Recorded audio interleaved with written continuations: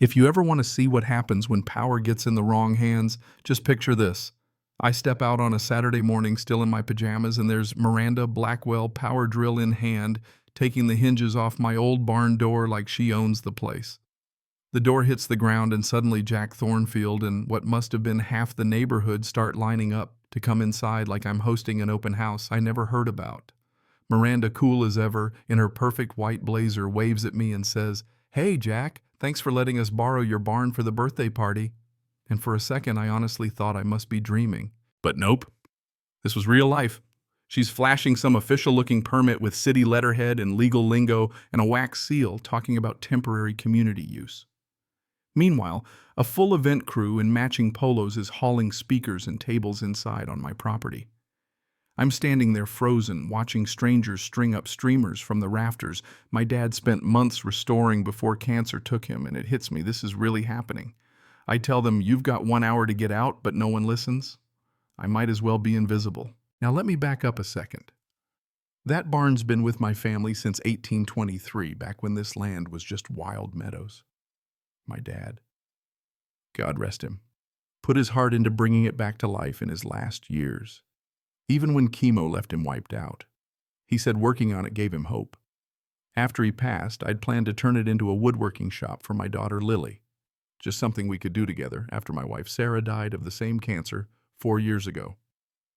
And now here's Miranda, our brand new HOA president, clipboard in hand, barking orders like she's running a Fortune 500.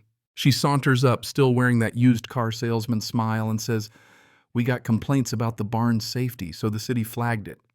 But instead of dragging you through repairs, we're demonstrating responsible stewardship. This party shows how we can use abandoned structures for the greater good." Yeah, right. The only thing more official than her tone was the confidence with which she bulldozed past basic decency and property rights. I tried to keep my cool. My engineering brain kicked in, never act on emotion, solve the problem. But she had paperwork that looked legit, city sign-offs, embossed seals, the whole 9 yards. Either she was best friends with city planners, or she knew her way around loopholes. Watching that DJ test the speakers, hearing that bass bounce around the barn where my dad once stored hay, it almost made me laugh. Here's Miranda preaching about community but trampling all over the basics of respect. An hour later, Officer Rodriguez shows up. Decent guy, grew up around here, knew my family. But even he shrugs and says, "Jack, this is a civil issue. Their paperwork checks out. If you want, talk to a lawyer." That's how it goes. Strangers in your barn, cops at your door, and the only advice you get is hire a lawyer. By the afternoon, there's a full-blown kid's birthday bash, balloons, a bouncy house-catered food. The guest of honor, the daughter of some new folks I barely knew. Meanwhile, Lily gets home from her bookstore shift, takes one look at our barn, crawling with people, and asks Dad, why is everyone partying in our barn with that perfect teenage blend of embarrassment and betrayal? When the party finally ends, Miranda cleans up with military precision supervises. Her crew documents the barn's condition with photos.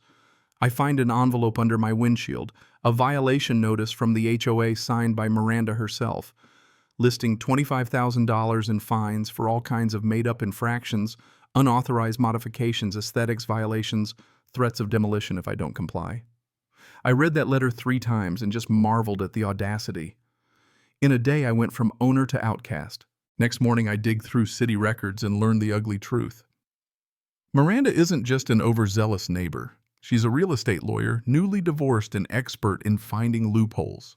Betty, the city clerk, tells me, "Yeah, HOA can file emergency community use if there's a public safety concern, but only after proper approval." Turns out all my dad's restoration permits were filed and approved. My barn was grandfathered in before the zoning laws even existed. Not only that, the Historical Society was thrilled it was one of 12 original barns in the county eligible for heritage status. But Miranda, she's on a rampage. Thursday morning, my 100-year-old apple tree is gone chopped down for safety by the HOA Landscape Committee, a pile of logs, and a note from Miranda with a smiley face. That tree had seen 3 generations, my wife read under it. Lily built her first treehouse there. Now it's firewood, all because someone decided it was a liability. That's when I realized this wasn't about safety or aesthetics. It was about power. So I started documenting everything, permits, letters, the missing tree, set up security cameras. And that apple tree, it was protected by law, cutting it down without permits. That's a misdemeanor, and Miranda just handed me the evidence. My research also uncovered a bombshell. Miranda had only lived in our community for 8 months, but HOA bylaws require at least a year's residency before running for president. Her election, totally invalid. I show this to David Chen, our neighborhood CPA, and he sees it too. Every fine, every decision she's made is on shaky ground. Just as I gear up to fight, Miranda doubles down. She sends a city inspector to my barn, allegations of unsafe wiring, all bogus. But the inspector actually praises my dad's handiwork. The hassle, though, costs me business and makes Lily a pariah at school. Her friends stop coming over. She starts asking if we should just give up and move. I think about it. Sarah was always the peacemaker, and I remembered her words on her deathbed, teach Lily to do the right thing even if it costs you. So I reach out to Karen Wells, an investigative journalist who's taken down bigger fish than Miranda. She digs in and finds Miranda's been burning HOA funds on lawyers for personal advice, over $18,000 in 8 months. Karen's story hits the papers, and suddenly the dam bursts. Neighbors who'd been quiet start speaking up. Emma Rodriguez, a single mom and teacher, organizes a forum. David Chen runs the number spending on admin and PR has tripled while actual improvements are on hold. The more Miranda tries to spin things, the worse she looks. At the emergency HOA meeting, she comes armed with glossy presentations, charts, hell, probably even a theme song. I keep it simple. I lay out every document, permit, bylaw, and fraud.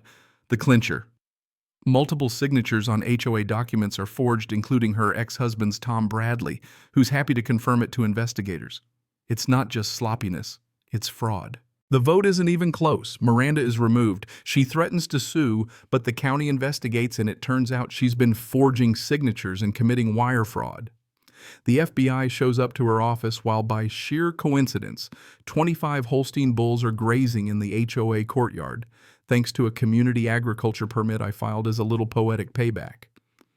Yeah, sometimes you have to beat them at their own game. Miranda ends up in federal prison for wire fraud and forgery. 6 months later, I get a letter from her. She's sorry, wants to contribute to our new community workshop when she gets out. And that workshop, it's become the heart of the neighborhood, with Emma teaching David, running the finances, and even Tom donating tools. Lily, now documenting it all, says, "This is for Mom's memorial garden." She'd want the barn to be a place where people build things together. Standing under the new apple tree we planted, I get it. The best revenge isn't destroying what hurt you, but building something better in its place. Sometimes what starts as a power struggle ends up making your community stronger than ever. So let me ask, have you ever seen a situation like this where someone tried to use rules to bully a whole community? Drop your thoughts in the comments. What's the line between order and overreach? And if you believe one voice can make a difference, share this story. Because every neighborhood has the potential to come together, rebuild, and turn even the worst mess into something everyone can be proud of.